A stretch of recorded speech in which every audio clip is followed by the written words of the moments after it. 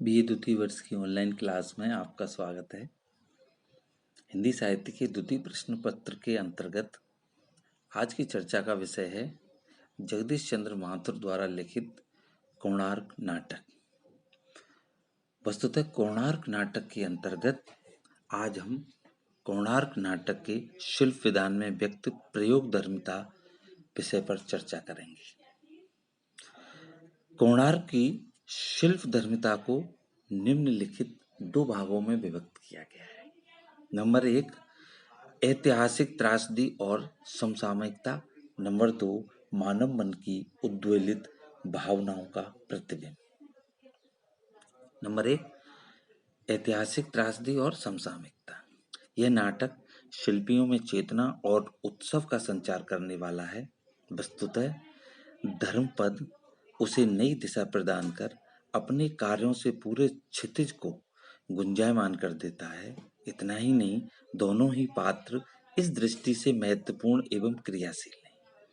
अस्तु कथा तत्व में प्राण प्रतिष्ठा करना, उसको दिशा एवं गति देने का अति विशिष्ट प्रयास इन्हीं दोनों पर अधिक अव्यवस्थित है। कथानक ऐतिहासिक त्रासदी से आच्छादित होने पर भी पूर्णतः समसामयिक पृष्ठभूमि में लिखा गया है। साथ ही कलाकार के द्वंद्व को महत्व प्रदान करता है। इतना ही नहीं, महामात्य और विषु का प्रत्येक संवाद इस कथन की पुष्टि करता है। एक आलोचक ने लिखा है कि नाटककार ने विषु, शार्का, धर्मपद, नरसिंहदेव, चालुक्य और कारीगरों के संबंध को कुछ इस रूप में विकसित किया है कि आर्थिक शोषण, कला और सामाजिक जीवन की पारस्परता एवं सेक्स की नैतिकता विषयक प्रश्न उभरकर सामने आए हैं और नाटक की अंतर्वाणी में यूनानी त्रासदी जैसे भग्न रागनी ध्वनित करती है। कथानक निर्माण में इतिहास बोध को स्खलित किए बिना समसामयिक बोध इस प्रकार स्पष्ट हुआ है कि इसे मॉडर्न एलिगरी या अन्योक्ति पद्धति में लिखा गया आधुनिकता का नाटक कहा जा सकता है।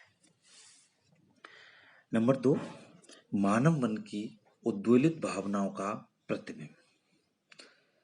कोणार्क नाटक की रचना किसी काल विशेष का ऐतिहासिक विवरण देने के लिए नहीं हुई है। पुरातनता के आधार फलक पर नवीनता का आग्रह साफ दिखाई देता है। इसमें आधुनिक जीवन के व्यवहारिक और वैचारिक संघर्ष को वाणी दी गई है। इसीलिए संवादों में विचारों की गंभीरता और भावनात्मक द्वंद्व की उथल पुथल दिखलाई पड़ती है। इतना ही नहीं, भाषा का वाक् चातुर्य, उसका गंभीर व उद्देश्यपूर्ण प्रयोग संवादों की जीवंतता में अमृत का कार्य करते हैं। साथ ही समय और स्थान के साथ साथ संवादों का उतार चढ़ाव, भावनाओं का घात प्रतिघात सभी को सूक्ष्मता प्रदान करता है। जिस तरह भाषा में ऐतिहासिकता व समसामयिकता, त्रासदी एवं जीवन संघर्ष को व्यक्त करने की क्षमता है, उसी प्रकार पात्रों की सामाजिक, चारित्रिक और मानसिक स्थितियों के अनुसार संवाद भी मार्मिक व संवेदनशील रूप में उपस्थित हुए हैं। भाषा और संवाद का सुगठित व उद्देश्यपूर्ण सामंजस्य नाटक के प्रत्येक कथ्य और संवाद में देखा जा सकता है। जिस प्रकार इसका कथा तत्व और चरित्र चित्रण अतुलनीय है, उसी भांति इसकी गरिमापूर्ण भाषा एवं संवाद सृष्टि भी सजीव एवं जीवंत है। संवादों में यदि जीवन की विभीषिका को स्थान मिला है, तो हृदय की कोमलता और संवेदनशीलता, प्रणयानुभूतियों की कल्पना भी मनोहारी रूप में दृष्टिगत होती है। सौम्य, कुंती और सूर्यदेव। लोग समझते हैं कुंती ने ऋषि का वरदान जांचने के लिए भगवान का आह्वान किया। जी नहीं, क्षितिज पर सवेरे की अरुणिमा की भांति तेजस्वी सूर्यदेव का मादक स्वरूप कुंती के मानस गगन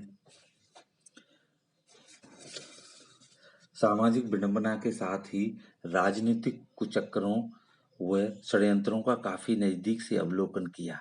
इसका प्रभाव भी इस नाटक में दृष्टिगत होता है, जो जनता को स्वतंत्रता के पश्चात भी झेलना पड़ रहे हैं। उसकी वाणी प्रथु के उद्देश्यों में चुनौती स्वीकार करती हुई एक सच्चाई के साथ लड़ने की ऊर्जा प्रदान करती है।